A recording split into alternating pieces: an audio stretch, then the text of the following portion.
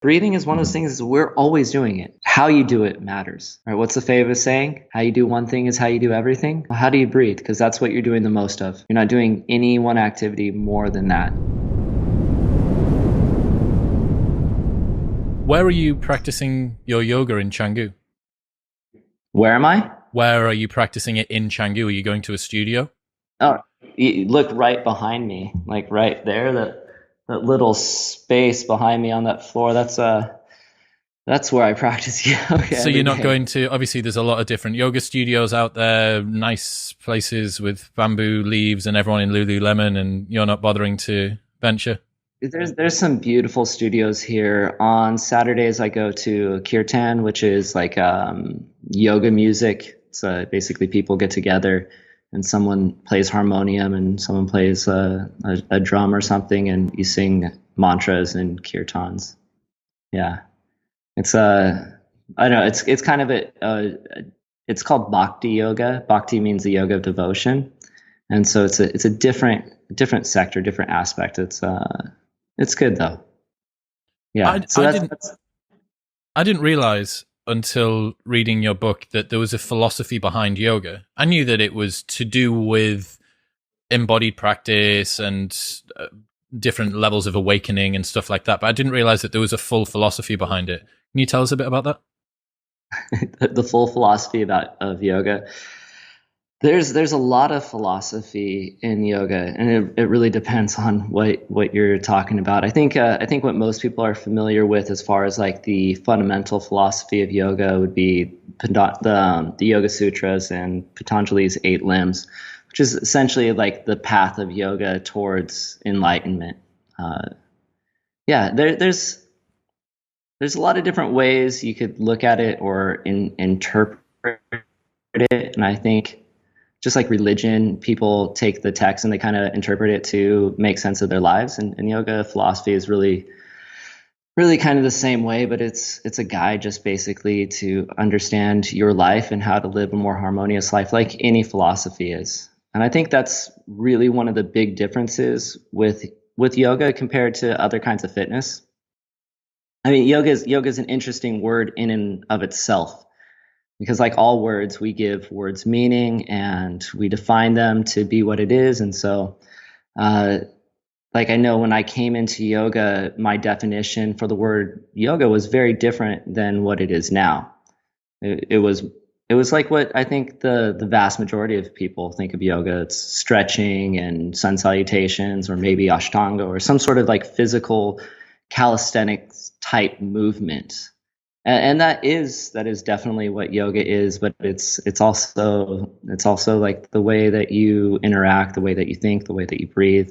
There's the way that you conduct yourself. I don't know. For me, like it's the word that encompasses understanding your fundamental truth,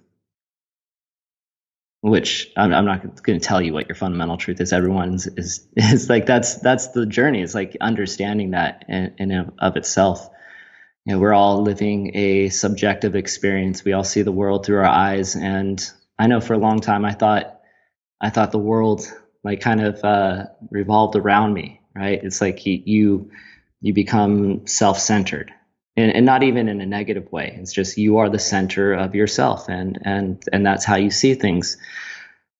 And I think as you become more mindful and more aware of reality or the truth of reality, you see that your perspective is simply that. It's your perspective, and no one else shares your perspective. And therefore, you can't understand anyone else's perspective because you can only understand their perspective from your space. Yeah, and yoga shows you kind of where you fit into that whole, and not being separate, but more of being a part of it. Right. And I think I have one of my favorite teachers. His name is Shiva Das. He talks about what the true meaning of yoga is, and it's not about trying to be happy or be fit or anything, or even like or freedom from suffering, but it's returning back to the truth, and the truth is that we're whole. And so that's kind of like when I think of yoga, that's what I think of. And when I practice yoga, like I use the common vernacular that everyone uses. Like, yeah, are you going to go do yoga? And I know what they mean is, are you going to go do asana? and which is fine, right? Yeah, because yes, that is a part of it. That is definitely part of it. So I'm going to go practice asana, but yeah, it's definitely the definition for it has changed, and that's kind of just like the start of the philosophy. I mean, we could spend the whole time talking about different aspects of philosophy of yoga. We could talk about Maya, how we see everything as illusion. We could talk about the yamas and the niyamas and conducts with yourself, and we could talk about what enlightenment is and spirituality and all that. But I think at the end of the day, everybody is going to find what those words mean to them and define those words and give those things significance. And essentially that's what all philosophy is. It's finding the significance. Do you think that a lot of people who are practicing yoga are missing out on that side? I've been to a number of yoga practices, some where you are in Canggu and also local ones in the UK.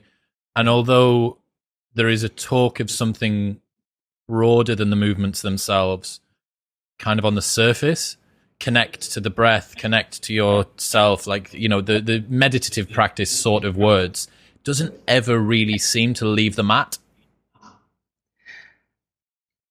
Yeah, I mean, I don't want to really make that judgment towards anyone else for their journey, because there are definitely some people that what's important is that whatever you're doing, you're getting something from it. And you're going to take what you need at that time. For me, I ended up taking a lot more of the philosophical part, or the quote unquote spiritual part from yoga, because that's what I needed. I was so lost in my life. I am and always have been kind of an adrenaline junkie or whatever. Like I love to surf, rock climb. I was into skydiving. Snowboarding, whatever it was like fun and fast, I enjoyed. But I did it because I loved it, but there's something that I realized was missing in my life, or I didn't know was missing in my life, but I was getting it through those things. And it was something that was as simple as being present. And we talk about this all the time in yoga.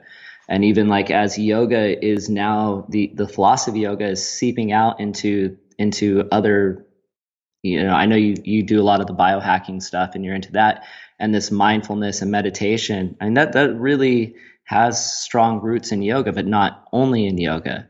So we see these things all starting to interconnect and seep into each other. But I needed to figure out what it was to be here. And I didn't know I needed that. All I knew was that I thought my life would be better in the future or the past. And for me, it was generally the future. There's not like to kind of put people into like a general place. Like there's some people, especially older people, they reminisce of the past. And so they tend to live in the past. And if they're older, there's more past for them than there is future, right? So they tend to be there. If you're a little bit younger, you might live more in the future because your aspects and your goals and the prospect of your life being better lives in the future. And so you miss out what it is to actually live. And doing those extreme things, I was for the first time living, and I was first time being like in yoga. I talk about this almost every podcast because I think it's such an important thing. But the word sat, the truth, which means like unchanging, right? Everything in the world is changing. Everything in the universe is continuously changing. There's actually an epic YouTube video that shows the history of the universe, and it goes into trillions and trillions and trillions of years, and it's done to this like cool thing. But it shows basically the end of all things when all the final star burns out. Because that's a crazy thing to think about. At one point in the future, the last sun will use up all of its energy, and there'll be no light in existence. And so if we could, like the whole universe will cease, and then there'll be the cooling, and everything will come to absolute zero, and then there'll be no movement, and then time becomes completely irrelevant. Right? There's going to be a point where time no longer exists because there's nothing moving for time. There's nothing to experience it. So I know we're getting kind of way off into a tangent here, but there's one thing that at least we could experience now, because to live is to experience, and that's what life is. Death is non-experience. That's the only thing that separates those two. We know what experience is, so we tend to try to hold on to that, and we're afraid of the non-experience because we don't understand that, even though you can't experience non-experience. It's just there. But the truth, the unchanging truth, is this present moment. It's the window that looks out into the changing world that never changes itself. It's like sitting on a train and you're just going down, and you look and you see everything pass. Well, everything passes through that window, and that's essentially what your life is. And if you if you turn your head, then you miss actually what's going on. So I don't know. Yeah, that's as far as people getting there. I didn't think I would get there. I got there because I needed to get there. And I think the more people that practice yoga, because yoga is really like that whole like focusing on the breath and the body and the thoughts. That's all that is connecting those things together. We're used to living in this world where the mind and the body are two different things, and we think that they're separate. And we think because I'm the one looking, because I'm from my point of view, that everything else is not me. And that's just the perspective of things. It's like the tree, the leaves on a tree, thinking that they're not the tree. And so, yeah, I don't even know where I'm going with this, but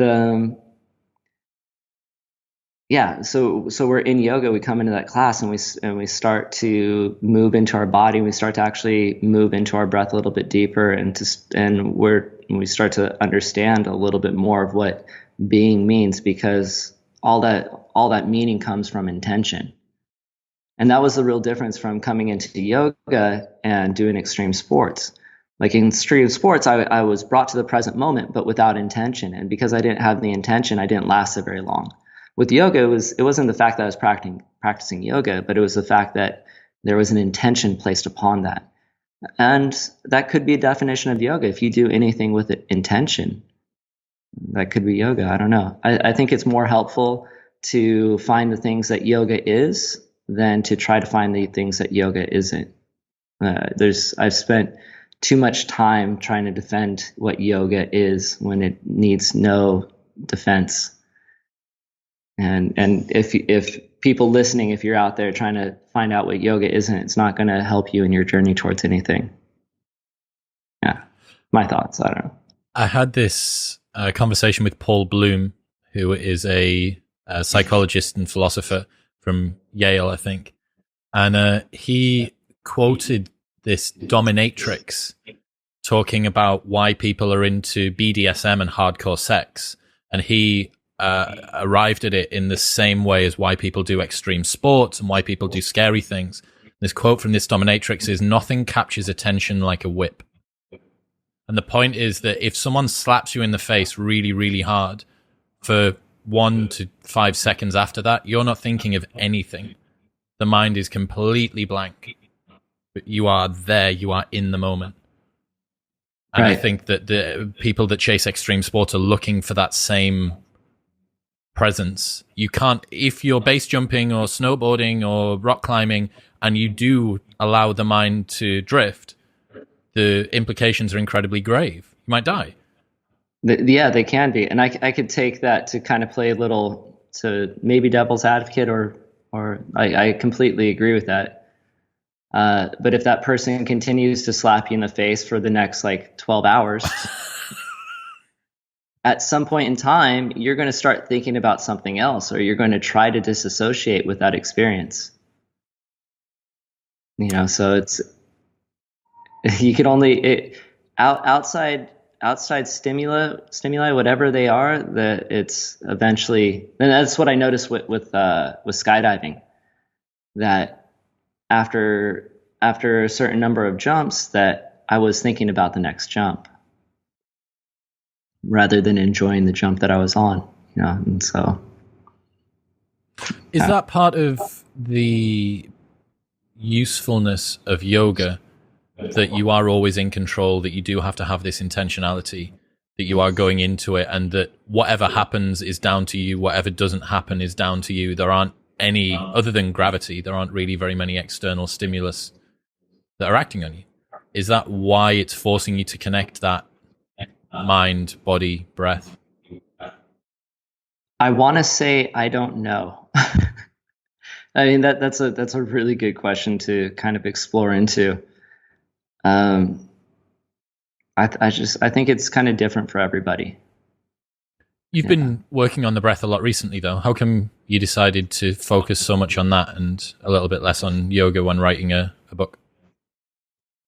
It's not that it's something that was recent. I think people when they see me, or the people that follow me and my practice, they really just see the physical side of it, because that's the easiest thing to show. And if I do like to write a lot, and since I started my social media, a big part of what goes into my post is writing about philosophy, or writing about the thoughts, even if it's just like a simple line or something, trying to provoke some sort of thought into someone else, so that maybe start a conversation, or that person starts a conversation with themselves or someone else. But always in my practice, since I started yoga, was a breathing aspect. I've learned pranayama from it, and I talk about this in my book, in the beginning of the book, of coming into pranayama and really not understanding what it was for, other than I was supposed to do it. Right? And I think a lot of people that practice breath work, they just know that they're supposed to do it. I mean, we know that we're supposed to breathe. We have to. We have no choice. And people that are more into like the biohacking stuff, people that are taping their mouth at night because they know I'm supposed to breathe through my nose and I'm supposed to breathe less. They get that part of it, but there's a much greater aspect to the practice other than just breathing right or breathing less, and that is that everything energetically, physically, emotionally is linked to the breath. And because it's linked to the breath has some control over it. And so essentially that you could control almost every aspect of your life by learning how to control the breath, how the breath works. And you could, what I do mostly in my breath practice, and this is something that I think maybe for just the past 6 or 7 months or so, my breath practice is focused almost entirely on increasing athletic performance. And though you could do it for everything, and sometimes I do other practices and stuff, but it's a tool. It's a tool. So you pick the tool that you need, and you figure out what that tool does and how to use it and how to benefit your life with it. So I've been doing breathing and studying breathing, and I've been teaching it. I've been teaching workshops and seminars on breath work. I want to say for like 7 or 8 years, I've been doing those, where I actually get quite deep into the philosophy and all that. So it's always been a part of my practice. I had no intention really of writing a book, on my first book anyways, to be about breathing. I was here in Bali last year, right before I flew to London, and my publisher reached out to me. And it's really kind of like a serendipitous kind of thing, because it was actually his wife that contacted me first, her and the owner of the publishing house, Victory Belt Publishing. They had been practicing with me online for a good period of time, and the owner of Victory Belt said that he started yoga through my classes, and it just talked to him, and it kind of felt right, and I felt like he understood me a little bit, like knew me a little bit, and because I honestly didn't think I could write a book. I was like, there's no way that I can do this. And if I did, I thought my first book would be solely on like philosophy. Like I was thinking about, I'm going to do a book on, I wanted to call it like something like Unveil the Maya, like basically like removing the veil of illusion. And when I talked to him, we talked about like 5 or 6 different books, and we arrived at doing this book on breathing. And one of the things I thought was like, well, this is going to be the easiest book because I've done so much work with it.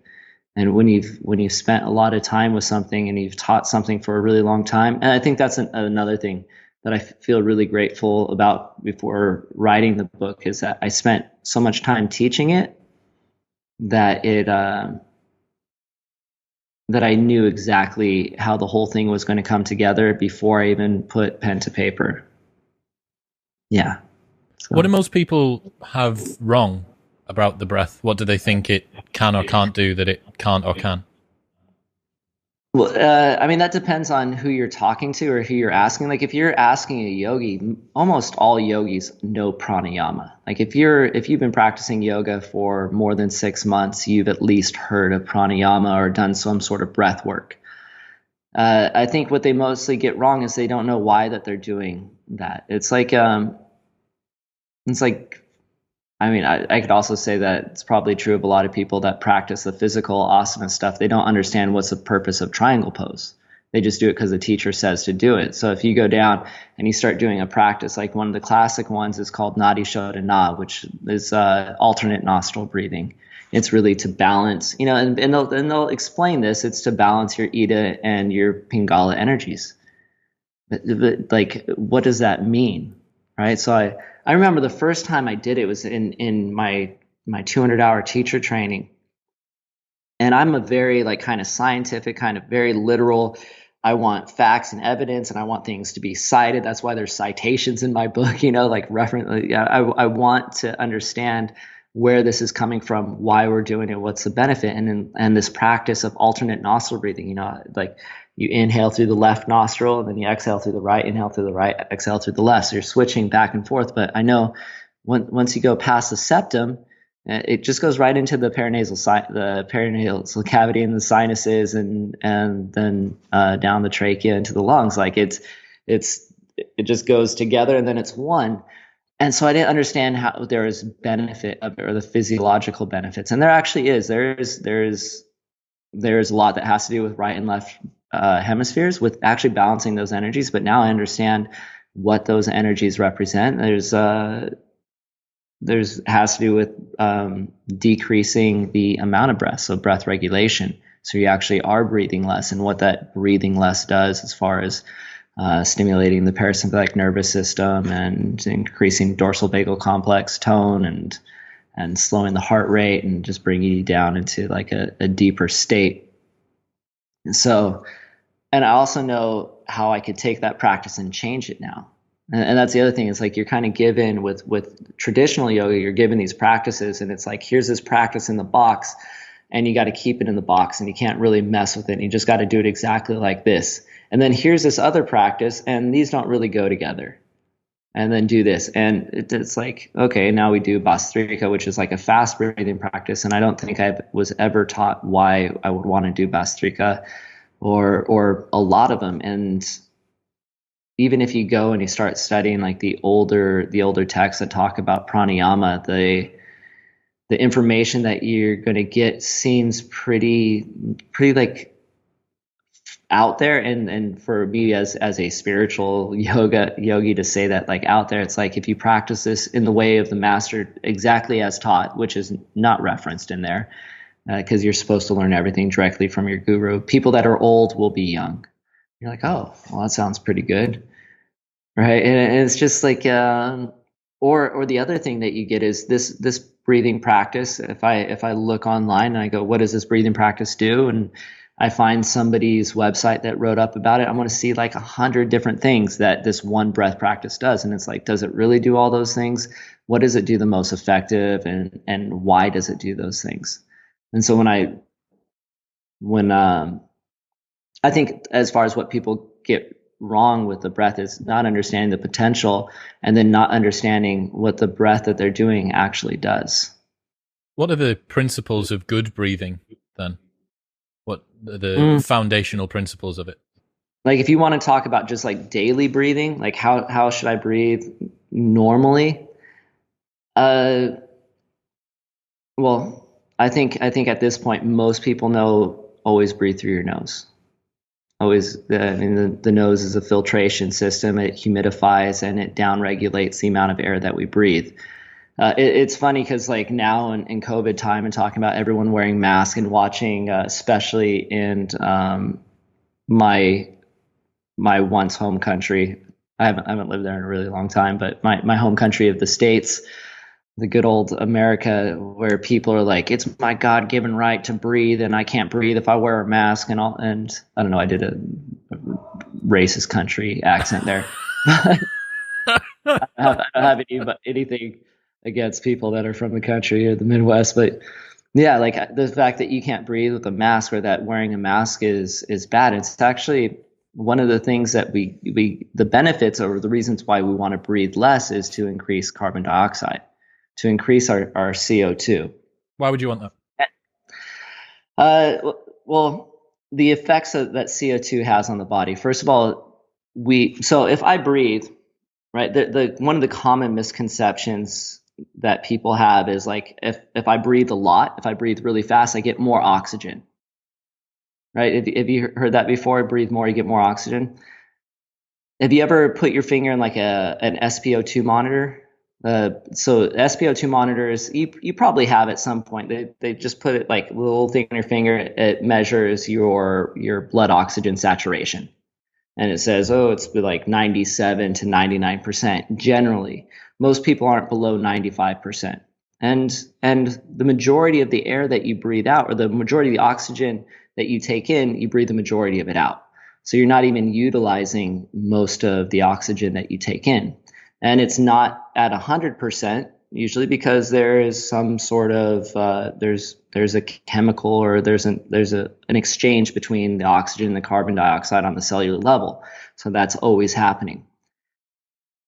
If I breathe more, what happens is I start to change my pH. So by breathing more, I'm not actually getting more oxygen. I'm breathing off more carbon dioxide. So that breathing more is going to affect my sympathetic nervous system. And we see this in HRV, heart rate variability. So we know as I inhale, I stimulate the sympathetic nervous system and the heart speeds up and it becomes more regular. As I exhale, I stimulate the parasympathetic nervous system, the heart slows down and it becomes more varied or irregular, which is a good thing. The more you've, I'm sure, studied a bit into HRV. So we know just through that as one of the many things that the breath affects the nervous system. So if I breathe more, I breathe faster, I get more sympathetic. The other thing is I breathe off more carbon dioxide, and so that changes my blood chemistry. So I actually become more alkalinic, which we're like, oh, I want to be alkalinic. And I mean, we could talk about that. I do discuss that, why you actually don't want to be alkalinic through breathing, but sometimes you do. I lose the carbon dioxide. And the other thing that happens is the oxygen bond to the hemoglobin becomes much stronger. So when I breathe in, we have the atmospheric pressure that's in the lungs, and that kind of helps push it onto the hemoglobin. Also the hemoglobin, it's a different shape when it lets go. So then the oxygen molecules attach to the red blood cells and it kind of like locks on there and then it goes. Well, there's a system that tells it to release. And that system is described through the Bohr effect, which you've heard of the Bohr effect before. In your book. So the Bohr, in my book, yeah. Okay, so the Bohr effect basically states that by increasing carbon dioxide and decreasing pH, which makes it more acidic, that you decrease the affinity or the attraction of oxygen to hemoglobin, and so that allows the oxygen. And this is in the tissues, in the cells. This allows the oxygen to be released from the red blood cells and go into the cells, and so then you have that exchange between oxygen and carbon dioxide. Right. So without that, we don't really get the oxygen into the body. So we need that carbon dioxide. We also breathe. We take our breaths based on how much carbon dioxide that we have in our body. So this is there's several different breathing ways, but one of the ways is in the aortic arch. It kind of measures that, and we have also in the brain too, which that measures oxygen. But we have it measuring like how much carbon dioxide. So if my levels of carbon dioxide get high, then my body says breathe. If they're low, it says don't breathe. It's one of the reasons why Wim Hof method works how it does. You breathe really fast, you don't increase your oxygen levels. In fact, you're doing the opposite. By breathing fast, you don't get the exchange of oxygen into the cells. And one of the ways that you can just test that real quick is to hyperventilate and then feel lightheaded and dizzy. Well, the reason why you feel lightheaded and dizzy is one, that you change the pH. It's not that you have more oxygen, because if you put on like 100% oxygen, you actually think clearer, not less. You don't go, ooh, dizzy. But then also you continue to do that, because you're not getting the oxygen to the tissues at the extremities, you start to have what's called carpal pedal spasms, carpal hands, pedal feet, where you start to do this posturing stuff. If you see it, like I was a paramedic for 8 years, and people that have panic attacks and hyperventilate, they're like this. And then if you do long breathing, like more controlled, you'll feel your face get numb, your belly get numb. Well, all these are effects of having low carbon dioxide. You become hypocapnic or deficient in carbon dioxide.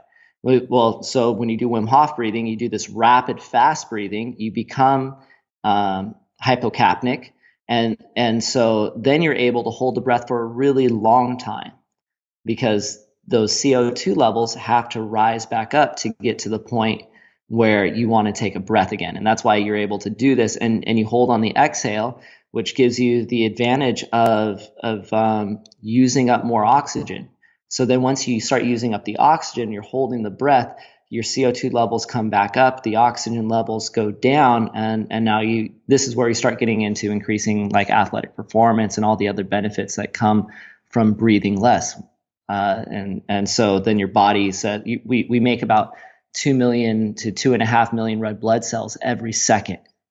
And also we lose about 2 to 2.5 million red blood cells every second. And those red blood cells live for about 3 to 4 months each. And it's a demand system. So the body's always trying to do what it needs to do what it needs to do. Right? This is like we want to give the body wants to give you what you need. But if you sit on the couch and you overbreathe all the time, when you get up and you try to run, what your body did was, when those red blood cells died, it said, well, because we're overbreathing, the oxygen is staying on the red blood cells and it's coming back to the lungs. And so they're coming back with oxygen. So we don't really need that. We have too many red blood cells. Those take energy to make. And we're making 2 million of them every second. So let's make less. And then you go to run and you're like, shit, I'm so winded.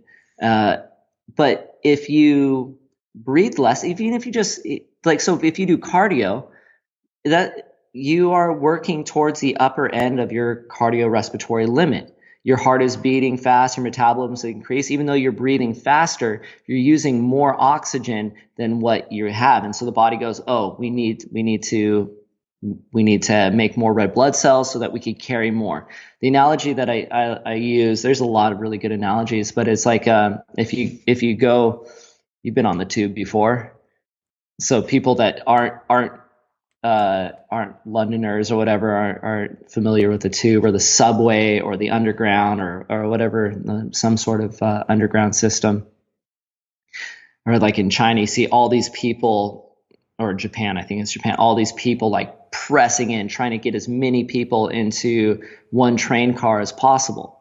Well, this is what we're trying to do when we don't have a lot of red blood cells, right? We pack those; they can only be packed full. And so if you try to breathe more, to pack those more, it's not going to do anything. And we already know that breathing more is, and in fact, actually, when we breathe more, we're not allowing those passengers to get off. So it's like they do the whole circuit and they come back and there's still people on there, right? But what we need to do is we need to add more train cars, and we need to be more efficient about getting those people off of the cars. And so that's what adding more red blood cells does. It adds more train cars to the system so that they're able to get more oxygen on there. And then by breathing less and getting carbon dioxide levels up and being more acidic in the blood, we're able to get the oxygen off quicker and more efficient. And so this helps with the efficiency of breathing.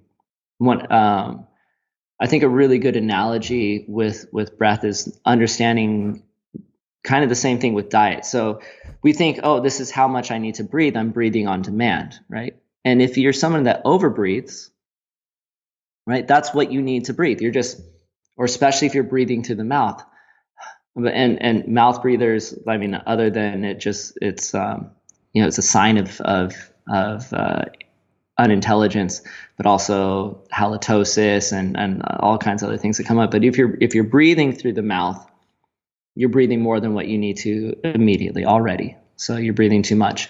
So it's like if you eat too much, if you eat 12,000 calories a day, and that's what you're used to eating, you're going to put on a lot of weight, and your body is going to need those calories because of the excess weight and all those things. And so you think that you need to eat more, and it becomes a cycle. And then as soon as you go on a diet, then your body goes, oh, first part when you go on a diet, you go, oh, I'm starving, I'm hungry. And this is what air hunger is. This is what holding the breath does. We're basically pushing our CO2 tolerance, right? Our tolerance to how much carbon dioxide can we have on the system. Well, if our tolerance is really low, we're going to breathe really fast. If we're able to build that tolerance up, we start to breathe slower. So it's like, so I go on a diet, I start to eat less, I lose weight, and then my body adjusts to that new weight, it adjusts to the new caloric intake, and then I'm healthier and I have a new normal. So when it comes to like breathing, like first off, is just to be conscious of how much you're breathing. Like breathe less. I know this is a long way to get to like one question, but breathe less. Breathe through your nose is the first one. It's already going to downregulate how much you're breathing. Breathe slower when you could think about it. And if you can, like periodically hold the breath or do practices where you have breath holding. If you're like someone like me that you want to increase your athletic performance, really working into doing long breath holds will help it to increase your, I mean, there's a whole like formula of all the things you need to do to increase your athletic performance through breathing. But you increase your vital capacity, how much oxygen the lungs could hold. You increase your respiratory strength. Just like any muscle, when a muscle is stronger, it has to work less hard. So if you increase the strength of your respiratory muscles through doing things, I think we'll do like a practice of how to increase respiratory strength. So you increase the strength of your diaphragm, your corset muscles, like all your core muscles, your intercostal muscles.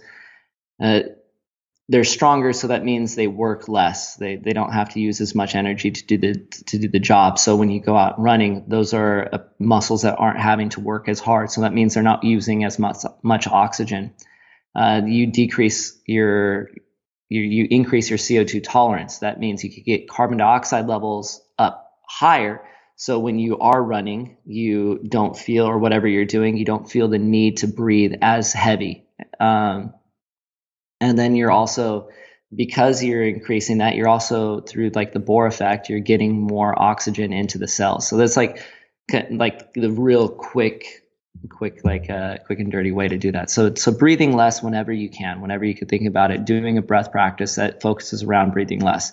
That doesn't mean the whole breath practice is about breathing less. Like my athletic performance breath practice, there's a heat building part of it where I do a lot of fast breathing, or I do like something like Wim Hof, where I do some rapid breath where I'm really working my respiratory muscles really strong, and then I hold on an exhale, then hold on an inhale. Or there's different advantages to holding on exhales compared to holding on inhales, and they're both good. So I do both. One works more towards CO2 tolerance, one works more towards lowering SpO2, right? So you kind of need both of those. You want both of those.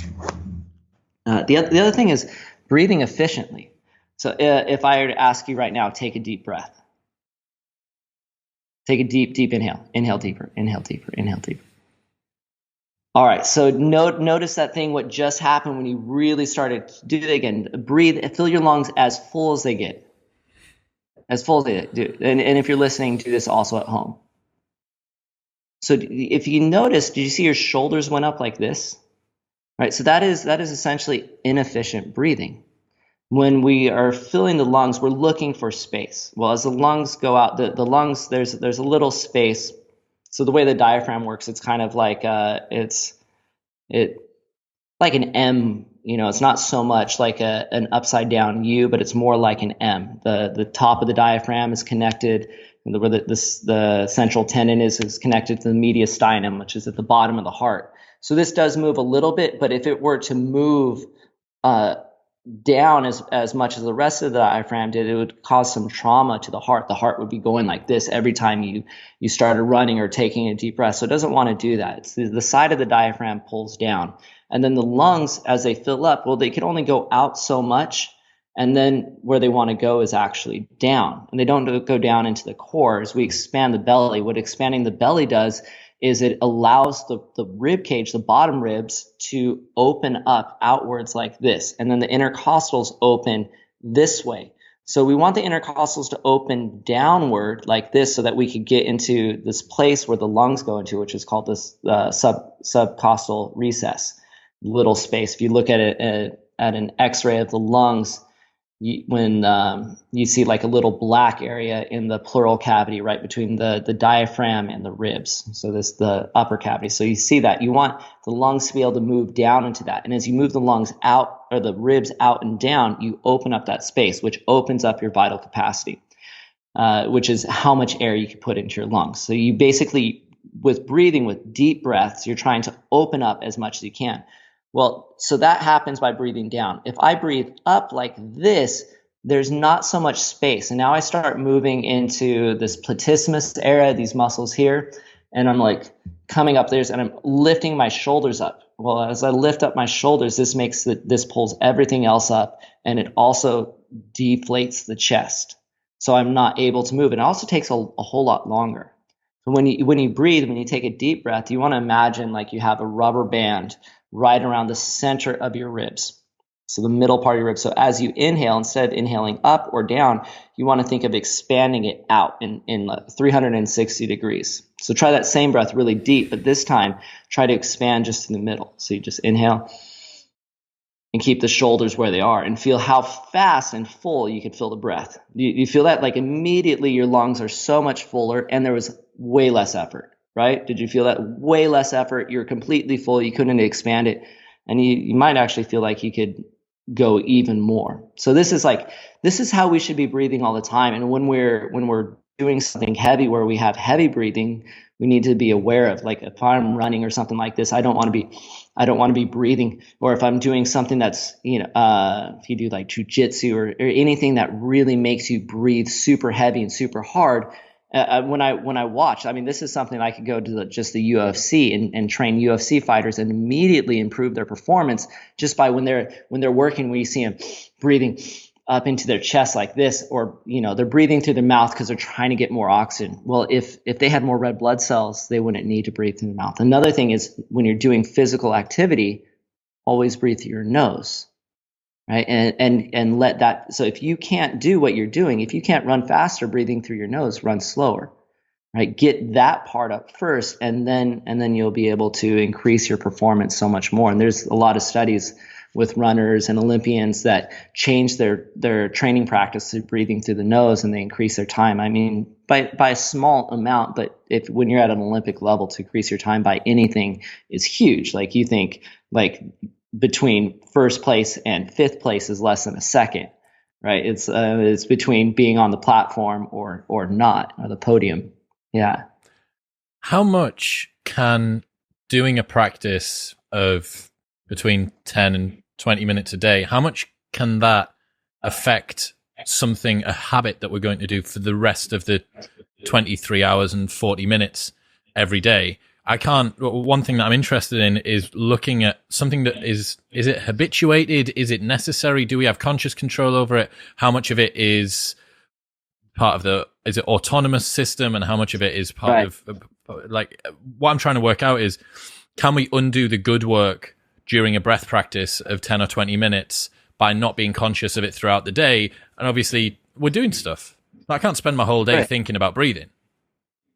Well, the one part you should think about is breathing through the nose, right? You should if you notice you're breathing through the mouth throughout the day, you should be like, or if you yawn like this. If I yawn for whatever reason, I hold my breath. Why? Coming into this, because if I yawn, I took a deep breath. It's a minor over breathing, a minor little bit of over breathing, and now I just inflated my lungs. A normal breath is on average is about a half a liter. A full breath is on average about for a man is about 5.5 to 6.5 liters. So you have residual volume and stuff, so you're actually probably breathing about 3 liters with a deep breath, compared to the half a liter. So you're breathing like 6 to 7 times more than what you need to. So already, like, that one deep breath, I'm like, okay, so I just took like my breath, all the breaths I need for this entire minute. So I'm going to hold my breath right now. Like, that's how I think about it. But like, as far as like doing the practice in the morning, this really gets down to why you're doing the practice or what you're doing the practice for, because you're going to change. Like, for athletic performance, if you want to increase athletic performance, 15 minutes, 20 minutes a day is not going to do it. It's the same thing. Like, if you want to increase long distance running for 5-10 minutes a day is not going to increase your long distance running or any sports. When it comes to athleticism, you need to move more or do more.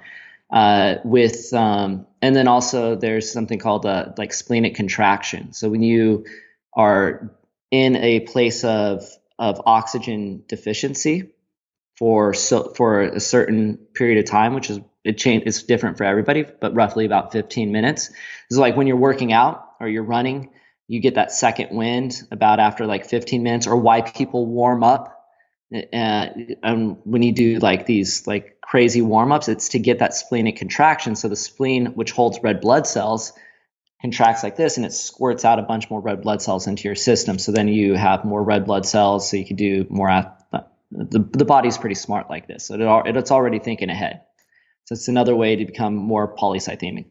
But you need to be able, if you're doing this regularly and you're constantly working the spleen is going to get used to contracting more, because it doesn't necessarily empty itself. It gives maybe a little bit. It doesn't want to give everything all at once. But if you work into lots of retentions like that, into breath practice, you're going to get more of that. And it's why if you do a breath practice, you're like how I do my practice, I normally start with 2 minutes outer retention, 2 minutes inner retention, and then 2 minutes, 2:30 outer retention, 2:30 inner retention. So it's just like exhale, hold the breath, take an inhale, hold the breath. And the last one, 3 minutes outer retention, exhale, hold for 3 minutes, inhale, hold for 3 minutes. And the third one that I do is easier than usually the first one. And that's because your body is getting those extra red blood cells through that splenic contraction. So if you're looking like that, 15 to 20 minutes isn't going to really increase it. But doing this kind of practice every day, just like any kind of workout, is going to increase everything else. And as far as like the other aspects of like, if I wanted to do something to be more calm or relaxed, I'm going to feel the effects immediately afterwards. I'm not going to feel it necessarily all the way throughout the day, because as soon as something else comes in to change my nervous system, right, I'm going to feel those effects of the nervous system. Or if I do a practice that like in the morning, let's say I do like an energizing practice, like a wake up practice, and I'm doing a lot of things that really work into the sympathetic nervous system, I'm going to feel really energized for a bit, but as soon as that's going to wear off. It's like having a coffee, right? Coffee only lasts so long. You could essentially get the same effects with that. So it's not really going to change the autonomy of your life, but it's a tool for what you need, depending on what you're doing. Like I said, if you're doing like 30 or 40 minutes of something to increase your VO2 max, like that kind of stuff, you will see those effects anytime that you need to do anything that increases your demand for cardio. Yeah. Do you have any other triggers that you use throughout the day? So you mentioned there that if you yawn, you hold your breath. Are there any other triggers that people can use to ensure that they're breathing correctly through their normal day-to-day existence? Other kind of not so much. Like when I think about it, I just try to breathe slower. Doing a breath practice where you're even if you're doing 15 or 20 minutes a day, like you don't have to be a psycho like me and do 45 minutes to an hour every single day. But just doing something like that is, especially if you do it in the morning, is going to start your day with at least that mindfulness around the breath, so that awareness around the breath. And the way that I talk about the breath, like there's a lot of people out there with their kind of biohacking thing and saying this fixes all that, and the breath doesn't fix anything. It's like anything. It's like anything else. Like we have these different aspects of health, right? Diet, fitness, sleep, stress, good stress or bad stress, and breathing. And so if we don't have have proper diet or we eat bad, we feel it through everything else. And if we don't sleep well, we wake up, we feel it. Same thing with the breath. So the breath is going to affect everything on how we use it, but it's more of a tool. So it's like if I breathe and I'm doing a practice that's maybe really about balancing and centering my mind, balancing my nervous system. Good practice for this is box breathing or square breathing, where you inhale, hold, exhale, hold for like the same amount of time. There's been research around HRV with this, how it shows to balance the nervous system. So a practice like this is good to put you in a mindset where you are more rational and more clear, or more balanced, less reactive. But if breathing could fix your relationships if you're in the right place to fix your relationships, but breathing can't fix your relationship. You know what I'm saying? It's like, so it could kind of act as a tool to put you in a more conscious mindset, or to bring you out of the sympathetic tone that's triggering whatever it is. Or if you are just feeling super lazy and lethargic, sometimes like if I'm wanting to do something and I'm on the couch and I don't feel like getting off the couch, I'll do a breath practice that'll increase that tone. I'll do some Kapalabhati or Bhastrika where I'm like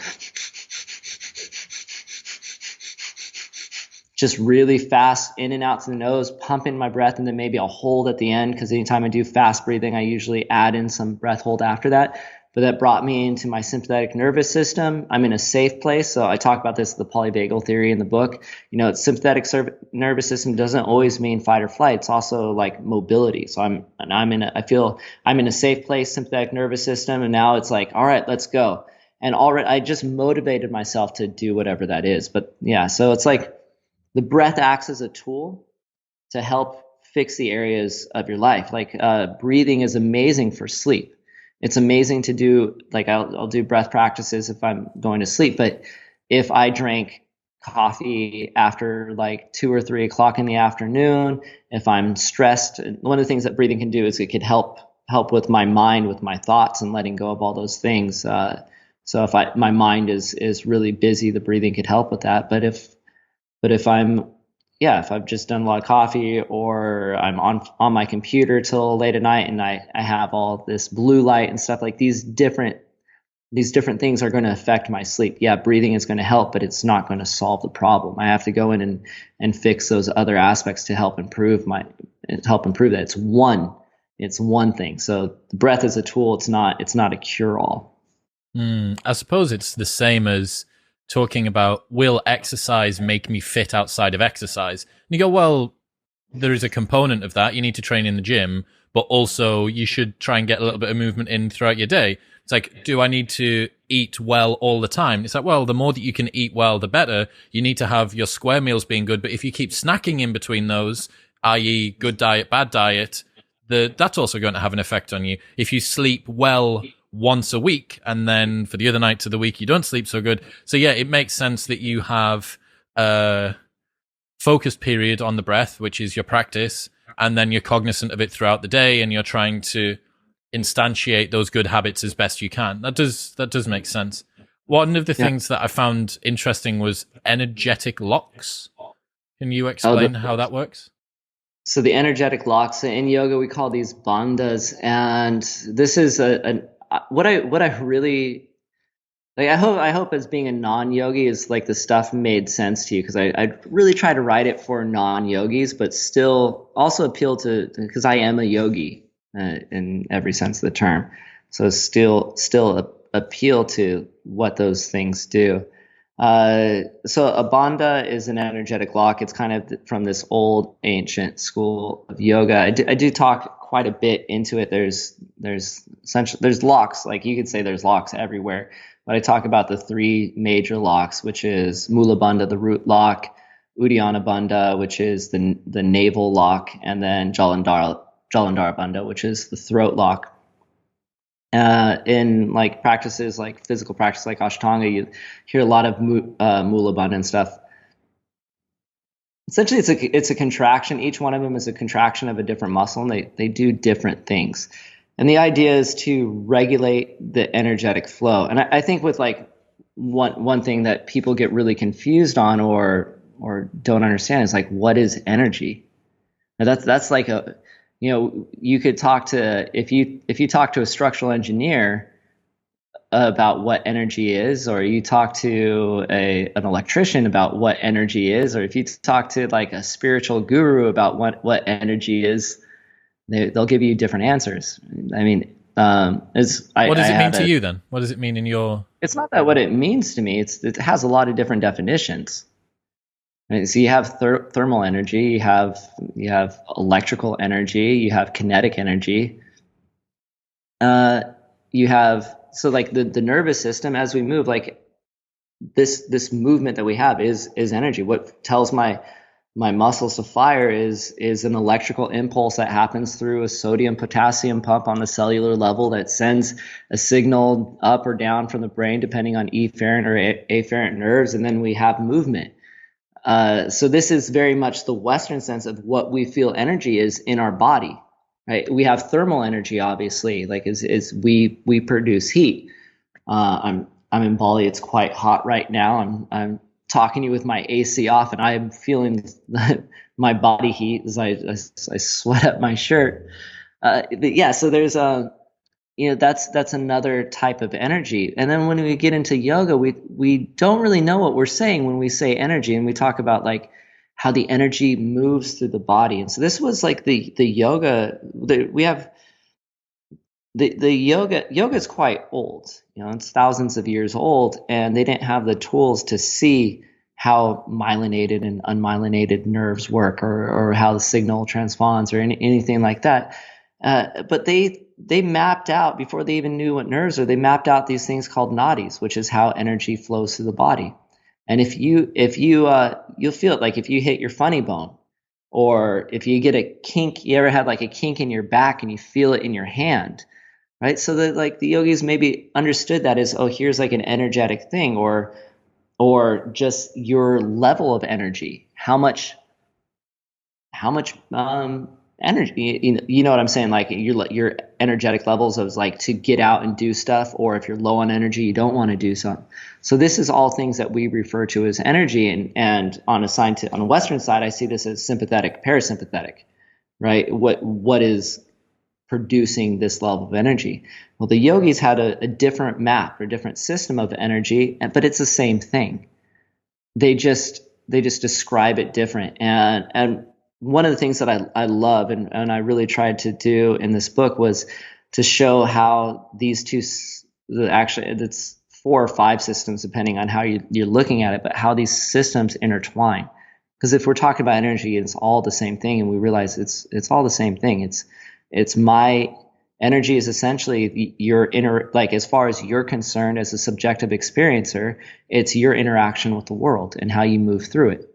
That's your energy, or how outer things affect you, right? So cold affects you. That's an energetic thing. Heat affects you. That's an energetic thing.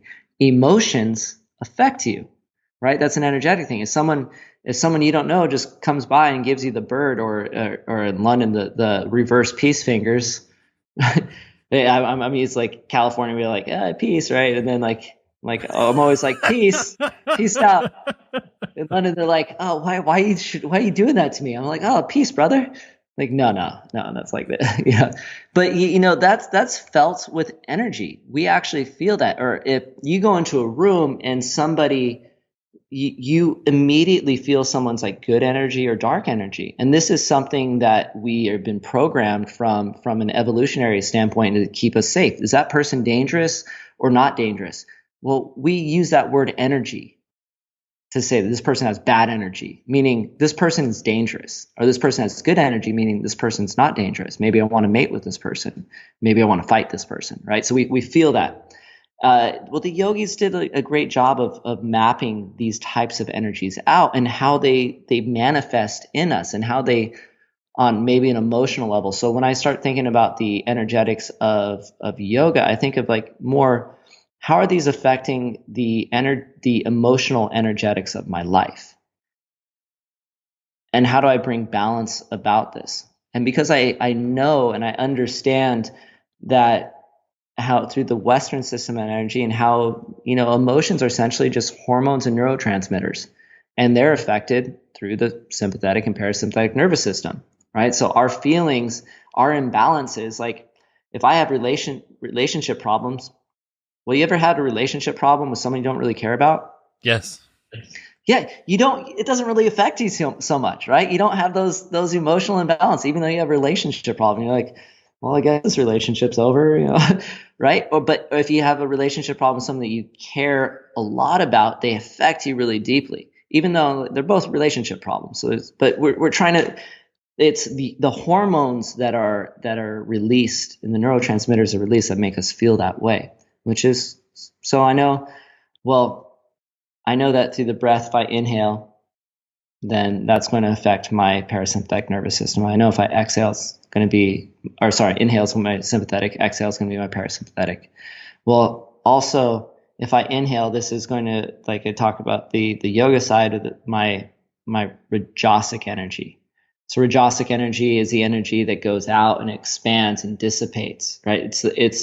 We think of this energy as the doing energy, right? This is the energy that we have. And we think about the sympathetic nervous system, this is the moving energy. Well, what are the imbalances of always needing to do, always going after goals or whatever? Like we burn out, we get exhausted, we need balance in that. And so now I'm looking at something on an energetic level of, okay, well, I don't just want more energy to get going, but where the imbalance here where I'm burning myself out, right? And I see that, and it's like, okay, well, I want to bring balance into this, so maybe I need more tamasic energy. And tamas is things coming down and contracting together, consolidating, right? But if I have too much of it, then I'm just like stuck. I'm stuck in my system, or I'm wilting away. If you don't move, you atrophy. And this is if we stop moving, it's not that we stop doing anything, we start dying. And this is the energy of tamas. And so we don't want to be there. But if we're always moving, then we burn out. So somewhere in there's a balance, and this is that balance is called sattva in yoga. And sattva is the energy of being. So rajas is doing, tamas is having. There's good parts of it, feeling warm, safe, comfortable. Right? These things, like, but if too much of that, then you're like, the saying, like, you never want to be too comfortable because then you don't do anything. That's not really a saying, but it's based off of the saying that I don't remember what the saying is. But yeah, you know what I'm saying? Like we don't want to be too comfortable because then we lose our rajas of doing. So when we find the balance of that, we get into being. And being only lasts so long. And we like, why don't we always just want to be in sattva? Well, we do, but is that a possibility that's realistic for people? Usually not. Usually we need to move or we need to rest. And so we're tiptoeing like around this. We're always looking for homeostasis until we find homeostasis, and then we're looking for something else. Right? You know what I'm saying? Like that's how the body works. You're trying to get balance. As soon as you're balanced, the body goes, okay, there's no growth in balance. We need to unbalance ourselves so we could grow again. And this is just the yogis saw this, and so this is where that system comes together. And so sattva, to be, the energy is actually upward. I didn't understand that, but when you talk about upward, it's the upward flow of energy is growth. And in sattva, really, it's our spiritual growth or enlightenment. Enlighten means to shine light upon something that's dark so that you understand it. So illuminated, the name of my book is called The Illuminated Breath. And it's to basically remove the darkness around the breath so that we understand it. And that's when you understand it, it's useful. It becomes a tool, and you could work with it. So this is like, we see these energy systems as the same thing. And when we see them as the same thing, and we just realize that I use the illustration of looking at a map. If you draw a map, well, the map is nothing. It only represents something that's real, right? If I have a map of England, well, that's a representation of England. If I want to go, you're in Manchester? Newcastle. Or Newcastle. Newcastle. So if I want to go up to Newcastle from London, yeah, I would follow the M1 or something. I don't know the roads there. Is that right? Correct. Yeah, the A1. What it turns into is about a mile away here. Oh, cool. All right. So I would follow the road system. But if I was to build something, I would look at like city planning, or if or plumbing or something like that. Or if I wanted to go hiking, I might look at a topography map. Well, they all just represent the same thing. They're just different aspects of that thing. And so when I know that what the map is representing, and if I know I move north across all maps, right? But what do I need from that map for it to be useful to me? And that's why the different systems are important. That's why understanding is important. Moving is the breath. So I need to move north. The breath is going to take me north. Why do I need to move north? Am I going north to come see you? Am I going on a hike? It's like, what do I want to see? And so like we understand that. I know how the breath affects these different things. And this is something that I laid out in the book to kind of make it's really simple. There's one Venn diagram in there called the systems of balance that shows the autonomic nervous system, the polyvagal theory, the nadis, the vayus, and the gunas, and how that's affected through the inhale or in the exhale. And then there's a chapter on each of those that tells you what that map actually represents. So you could be like, okay, well, I'm feeling like my head's lost in the clouds. I'm just a dreamer. Well, this is like Vyana Vayu, right? That's what that map represents. So it takes something that's really like kind of foo-foo and gives you something that allows you to take a little bit more control of your life, so that you could find balance if you need balance, or if you're like, I'm too stuck in the center. How do I move out of the center? Right? Because that might be something that you need as well. The final paragraph in your book is really, really beautiful. I just wanted to read it here. Learning to breathe is like learning to live. The smallest details hold the most significance. A single step in an epic adventure carries with it all the subtleties of experience that we have gained along the way. The destination is just one more step in the perpetual cycle of inhalations and exhalations. Each breath contains all the potential of life, and we can't hold either one forever. Maybe by learning to breathe, we can discover living. We're guaranteed only 2 breaths in this life, our first and our last. We can waste every breath merely existing, or we can use every breath to create meaning and experience the true miracle of living. Sick way to finish your book, man. Thanks. Really good. Yeah. Spoiler alert. No. Oh, yeah, exactly. That's it. And he dies at the end. That's it. He dies at the end. Yeah, and then he died. Yeah. You were going to show us a breath practice, and maybe people who aren't driving or operating heavy machinery could follow along at home. Right. You could do part of this operating heavy machinery. In fact, that's the thing about the breath practice. You could pretty much do it anywhere, right? Where like this sounds pretty bad, but I don't like when I do my breath practice in the morning. I'm not like I do a meditation practice. I get up, I get out of my bed. I have this beautiful view of the jungle. I open up my curtains. I have a seat at the foot of my bed where it's elevated up, and I sit there and I do my 30 minutes of meditation. Then I go downstairs and I prop myself up on the couch, which is right here. And then I look at the TV, which is right there.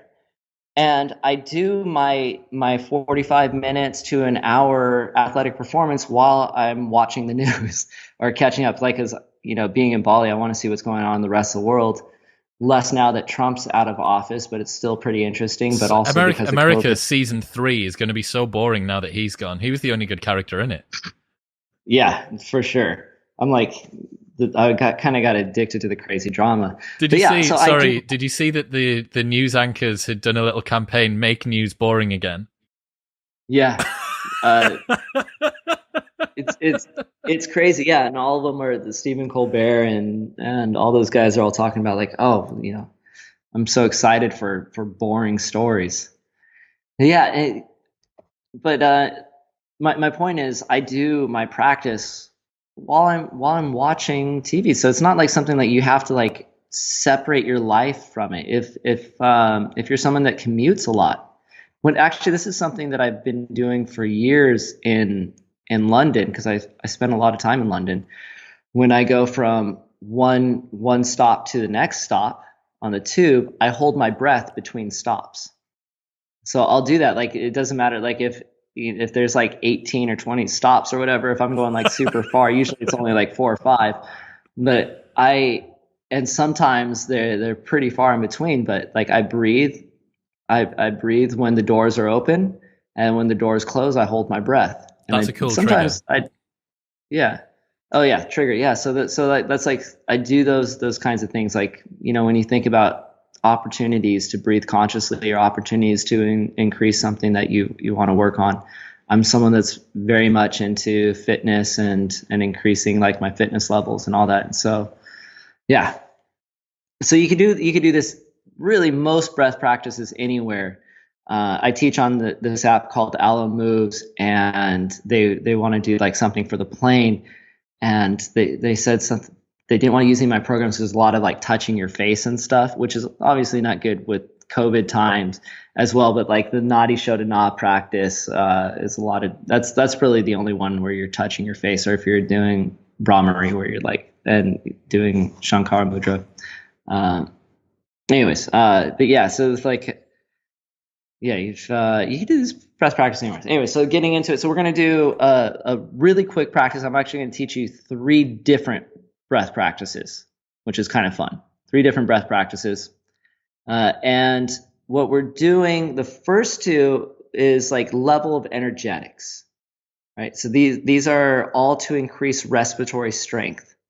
The first one is going to help you learn how to passively relax your belly, which is something that another thing that we do that creates inefficient breathing that I didn't mention is, especially if you're a fit guy, or if you like your 6-pack or whatever, or you just hold your gut in all the time, right? If you're constantly contracted through the core, you're not allowing your bottom ribs to release, and so you're basically inefficient in breathing.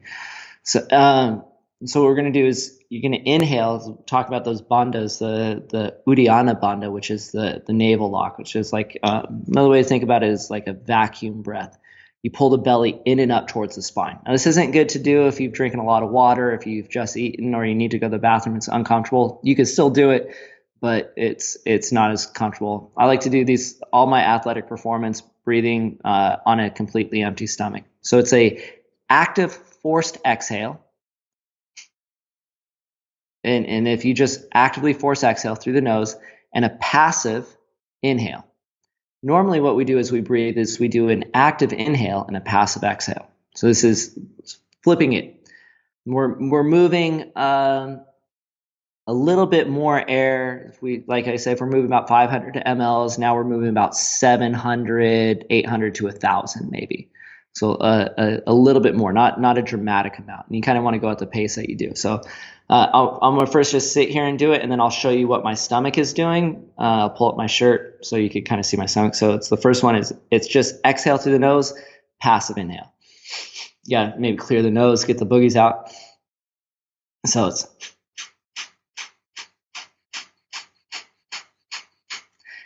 it takes practice to build up speed, so it's good to, when you're starting it, to maybe go slow, maybe go. We'll do it at that speed. My normal speed is like, but the inhales, you hear it, the inhale is passive. So it looks, on this level, it looks like this. So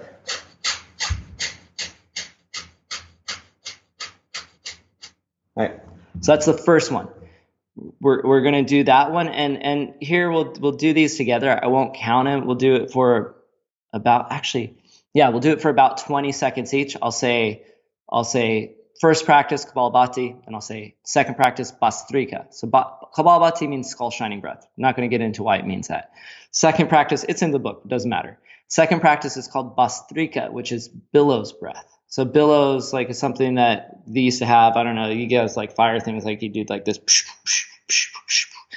and it goes in and out. So this is a forced inhalation and a forced exhalation. So as we talk about like the energetics of breath, or how much it's affecting the nervous system, this is more extreme. It's like, well, why are they different? Well, why do you do jogging? Why do you do sprinting? right? The one is more than the other. So it's doing the same thing, but it's affecting it more. And little difference with how it's affecting respiratory control or your dexterity over breathing, which is also something important that we haven't talked about so much in this, and increasing the respiratory strength on a forced inhale and a forced exhale. So here we're adding the forced inhale. So this is deeper. First one, we're moving, like I said, between maybe 700 to 1,000. Now we're moving from like 1,200 to, if you're really good at it, to maybe about 2,000 or 2,500 mLs. Remember, average breath is about 500 mLs.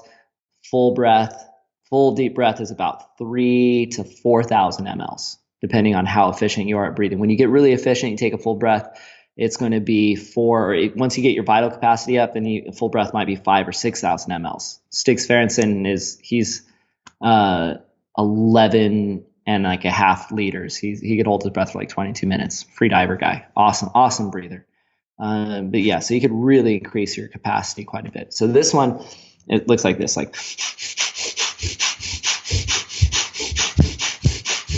Notice my shoulders, I'm not like this. So if you look at the belly, now it looks like this. So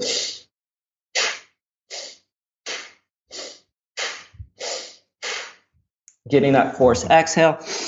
It's harder to do it standing up. It's a little easier to do it sitting down. So that's the second practice. Do that one about 20 seconds. So the first one, it'll look like this as we're building. It'll be like, we'll do it a little slower, so maybe more like this. And we'll go into Bastrika, be a little bit more like this. Roughly about this pace. And the last one we're going to do is on an outer retention. So what we're doing in this one, we're decreasing our carbon dioxide. So we become that word hypocapnic. So once we decrease our carbon dioxide, we become hypocapnic. And then we're going to hold the breath on the outer retention. In yoga, it's called Baya Kumbhaka. Baya means outer or empty. Kumbhaka means container.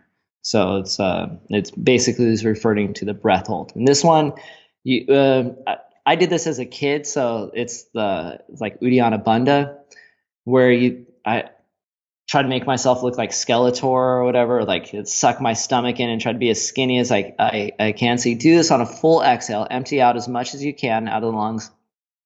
Then you're going to pull the belly in as deep as you can, like you're trying to glue the navel to the upper portion of your spine. So you don't want to think just in, you want to think like in and up. Right. And it's another way to do that is like you exhale completely and then you inhale, but without inhaling through your mouth. So you're creating inter-abdominal pressure. And that's going to suck the belly up.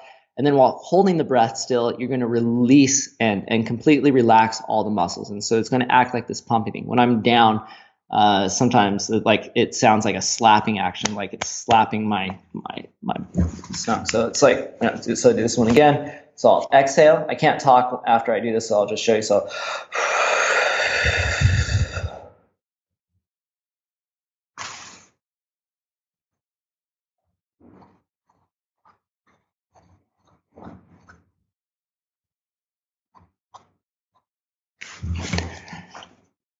that one is just in, out. This one's a lot easier to do sitting down as well, I think. At least I always practice it sitting down, so I don't really practice it standing up. And it's also awkward to like look at myself on the screen while doing it. Like, what am I doing? Rather than feel it. What's the reason? What's the reason for the movement of the stomach upon the exhalation? So firstly, you can't really do this breath on an inhalation. Right? You could try it, but you're not going to get as much movement. But really, you're doing two things. One, it's a outer retention breath hold. So when you hold on outer retention, your body uses oxygen the available oxygen a lot faster. Right? So you start to decrease SpO2 faster before CO2 tolerance comes up, because we're that's what's causing us to breathe. It's not so much the oxygen. At a point, the oxygen will be like, oh, it's time to breathe. But for most of us, we're on a carbonic drive, so that's CO2. When I hold it on the inhale, the I have a longer time. I have more oxygen in the lungs, so I have a longer time for the oxygen to come down, and so the CO2 tolerance also has a longer time to build up. We could hold our breath much longer on an inhale than an exhale because there's more available oxygen there. So that's one of the advantages. There's less available oxygen, so we decrease oxygen faster, which helps with that the body's effect to want to make more red blood cells. So that's really good advantage there of holding the breath on the exhale. The other thing what we're doing is this practice is all about strengthening respiratory muscles, really the deep respiratory muscles and the diaphragm. So I'm really using the diaphragm because what the diaphragm does is it's for inhalation. As I inhale, it pulls down. As I'm doing this breath, I'm doing it against a greater resistance because I'm holding it closed, and because so that extra resistance as I pull the navel in and up helps to strengthen the diaphragm even more, and it's a muscle, so like all muscles, it gets stronger when you use it. Relaxing the belly it allows me to go quicker because we're not breathing, so it's not, you could push it out, but it's better just to relax it in the sense, and it's much faster. So we're trying to get as many effective. It's called Agni Sar. Agni Sar means fire essence breath. Agni is fire, and so this is centered around the third chakra, which is related to fire. That's a whole bunch of yoga stuff that we don't need to talk about. But yeah, so anyway, we're working to that, and this whole practice is about increasing respiratory strength. So that's the purpose of this. I wouldn't do this by itself. I would do this as part of a greater practice, and I have an intermediate sequence where this is what in the book I talk about the different parts of a breath sequence. This would be like the heat building sequence. Cool. So we know why we're doing it, which is really important. If you don't know why you're doing it, why do it? Right? It's just like, and that's, I have a clear intention. And when I have a clear intention, I'm clear about the goals that I want to do. And so if I know my goals and I know my intention, it helps me to find the tools that I need to get there. And so this is one of those tools to get there. And that's we're just building this growth equation for I don't know. Yeah. So my equation for life, how to grow. Intention, action, purpose. Let's do it. All right. So we're going to do it. Should I just sit here like this, or do you want to see the belly? I think everyone's okay? Like okay. Yeah, you go. All right. Everyone understands it. And this is recorded, so just rewind it if you forgot. All right. So I'm going to do the practice with you. I will just cue. We'll do each one. Let me start a little timer on my phone so I could just see.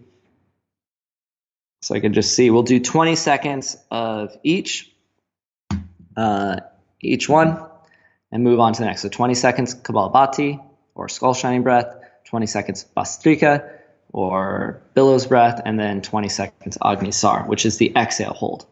Exhale. So if you see me if you don't hear me breathing, that means you shouldn't be breathing.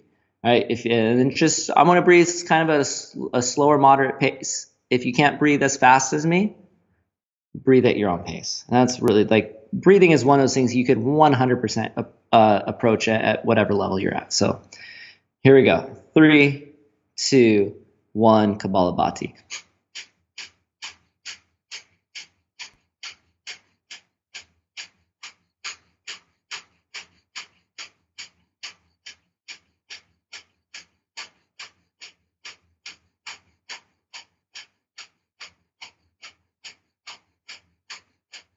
Bhastrika.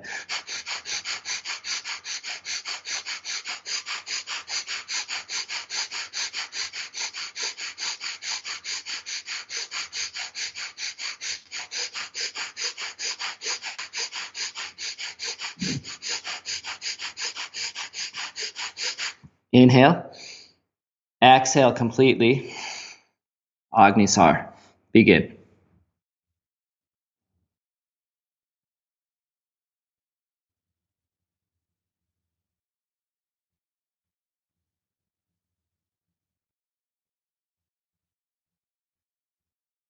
Inhale. Exhale. So that's just like one round, real quick. That took 1 minute. This would be something that's really good to do for like 5 or 10 minutes. right? And then you work at your own pace, just 20 seconds of each. And you could already do you feel a little bit more energized, Yeah. right? Immediately, that's a sympathetic nervous system kicking in and going, all right, we got some energy to move. It's a really great practice. It's something you could do. It's something you do like between sets as you're going from one thing or another, or if you're just like right before you're ready to start running, or even on like, yeah. Like I said, breathing is one of those things. We're always doing it. We're always doing it, and how you do it matters. Right? What's the famous saying? How you do one thing is how you do everything. Well, how do you breathe? Because that's what you're doing the most of. You're not doing any one activity more than that. Not one that you can control anyways. Dude, I love it. Thank you for today. One of my favorite things that I'll be taking away is reframing the way that the sympathetic and the parasympathetic nervous system work. It's kind of like almost like the sympathetic nervous system's been demonized now, very much so in sort of common discussions around it, but it's got a usefulness. So much so, and I think it's not without reason why the sympathetic nervous system is demonized. Most people are chronically in it, and so if everybody was chronically in their parasympathetic nervous system, if we lived in a society where everyone was so relaxed and they just like, we would demonize the parasympathetic nervous system because no one would be doing anything. They'd just be like, oh, everyone's just so lazy and lethargic, right? But because we are in this to-do mode, this Rajas mode of I always need to do something, always need to be productive. And one of the things that is, even if you're not doing something, you're thinking about doing something. And the body, like thinking about doing something and doing something affects the nervous system basically the same way. But yeah, it is definitely very useful, and I'm glad you brought that up, because I did try to spend quite a bit of time in the book talking about the usefulness of the sympathetic nervous system. And it's like I don't know if you've read any studies on stress, and the body's response to stress is significantly different if it's viewed as a positive thing versus if it's viewed as a negative thing. And the nervous system, which is affected by stress and kind of both ways, how its physiological response is very different based on whether we feel safe or unsafe. Right? And that's a huge thing, and that's really important to understand. Well, a big part of that is going to be because of how people interpret the sensations that are going through their body. Sam Harris talks about this, where he says, imagine that you felt spontaneously the way that you do at the end of a very heavy set in the gym, or at the end of doing a heavy cardio workout. You would think that you were dying. It would be awful. You'd be terrified. Right.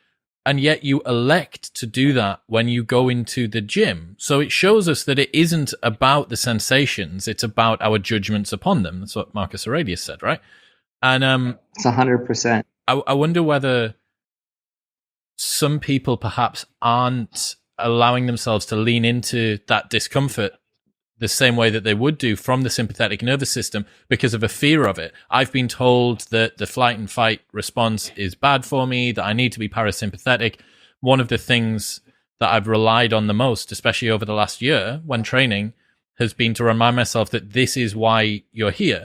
When you're doing something which is challenging and worthwhile, and it becomes challenging, that's why you're here. You're not here for it to be easy. You're here because the discomfort is growth. That can be pushed too far. But for the most part, I think people undertrain rather than overtrain. I think that they probably overbreathe rather than underbreathe. So the discomfort of feeling that breath hunger, the discomfort of feeling the burn in the gym, the ache in the muscles, like that's why you're here. It's a feature, not a bug of this system.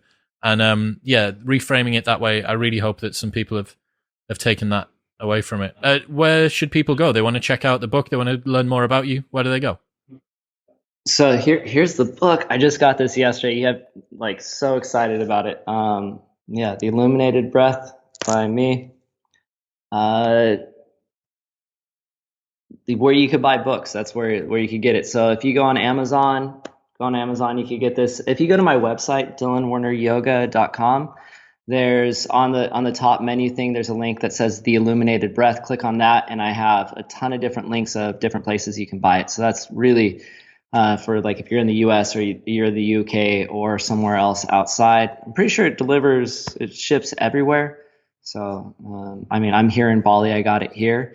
It's the launch date for the US. I think it starts delivering the 23rd of February. I'm not sure when this is going to come out. And I think the UK is like the 28th or the 29th. But whatever day it is for you, you should just like go out and order it right now, so you're like the first one to get it. The link to pre-order will be in the show notes below, and of course your Instagram as well, where you share quite a lot of cool stuff. Yeah, Dylan Werner Yoga. That's just got a couple followers on there.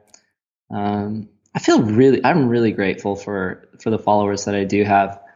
You know, I actually just really grateful for this life that I have. You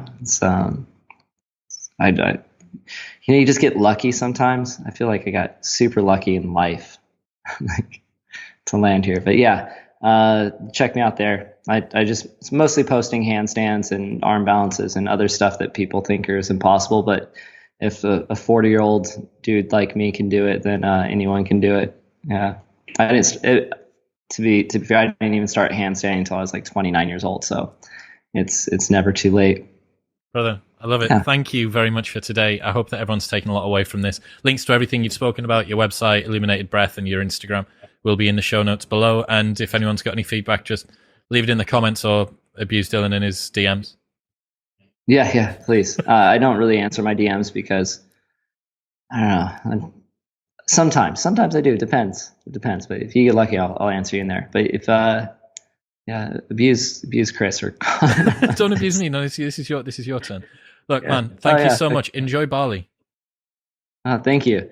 Really appreciate you having me here. I'm truly honored and lots of gratitude.